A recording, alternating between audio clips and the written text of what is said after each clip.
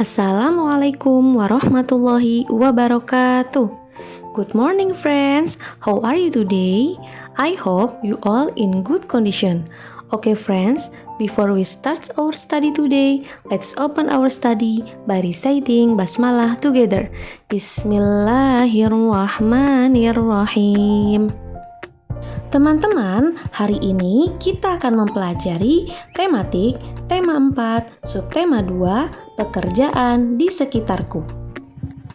Sebelum kita memulai pembelajaran, mari kita lihat terlebih dahulu tujuan pembelajaran kita hari ini. 1. Siswa dapat membandingkan jenis pekerjaan yang terlibat dalam suatu kegiatan ekonomi di lingkungan sekitar. 2. Siswa dapat menjelaskan dampak pemanfaatan teknologi terhadap kelestarian sumber daya alam. Yang ketiga, siswa dapat mengidentifikasi contoh kegiatan pembatasan penggunaan sumber daya alam sebagai upaya pelestarian. Teman-teman, kemarin kita sudah belajar tentang kegiatan ekonomi. Ada produksi, distribusi, dan konsumsi. Berikut ini adalah kegiatan ekonomi yang terjadi pada proses penyaluran padi hingga siap menjadi nasi. Amatilah gambar berikut ini. Padi ditanam dan diolah petani hingga menjadi beras. Petani disebut sebagai produsen karena petanilah yang bekerja hingga padi dapat dipanen. Setelah padi dipanen, padi diolah menjadi beras di tempat pengolahan padi. Biasanya lokasinya tidak terlalu jauh dari lokasi pertanian. Beras yang sudah dikemas dalam karung didistribusikan ke agen beras. Kemudian, agen beras menjual beras ke pedagang beras. Pedagang beras menjual beras ke konsumen. Orang yang mengerjakan kegiatan berikut disebut sebagai distributor. Selanjutnya, masyarakat mengolah beras menjadi nasi yang siap dikonsumsi. Mereka yang mengkonsumsi nasi disebut sebagai konsumen.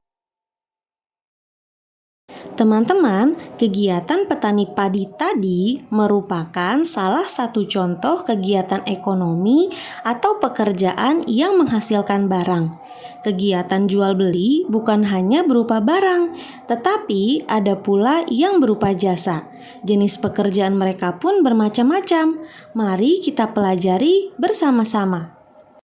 Yang pertama yaitu pekerjaan yang menghasilkan barang. Pekerjaan yang menghasilkan barang adalah pekerjaan yang menghasilkan sesuatu berupa barang yang merupakan kebutuhan masyarakat. Contohnya, penjual makanan, petani, peternak, dan nelayan. Yang kedua yaitu pekerjaan yang menghasilkan jasa. Pekerjaan yang menghasilkan jasa adalah pekerjaan yang menghasilkan pelayanan kepada masyarakat dan tidak menghasilkan barang. Contohnya, seorang guru, dokter, tukang cukur rambut, petugas kebersihan, dan petugas rumah sakit. Contoh kegiatan ekonomi selanjutnya adalah proses distribusi ikan. Perhatikan gambar berikut ini.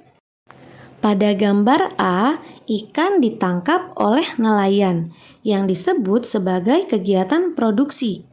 Lalu, ikan dibawa ke pasar dan dijual di pasar yang disebut sebagai kegiatan distribusi. Kemudian, ikan diolah menjadi ikan goreng yang disebut sebagai kegiatan konsumsi. Teman-teman, dalam kegiatan ini, nelayan menggunakan perahu untuk berlayar. Perahu dibuat dari kayu, sedangkan jaringnya dibuat dari benang nilon. Kayu dan benang nilon merupakan contoh sumber daya alam. Kayu merupakan sumber daya alam yang dapat diperbaharui, sedangkan nilon merupakan sumber daya alam yang tidak dapat diperbaharui.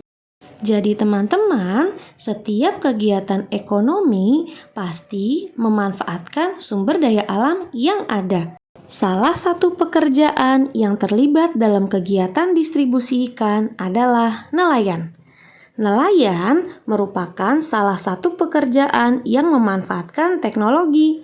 Saat ini, para nelayan sudah menggunakan kapal bermesin yang dilengkapi dengan GPS atau Global Positioning System yang berguna untuk melacak keberadaan ikan.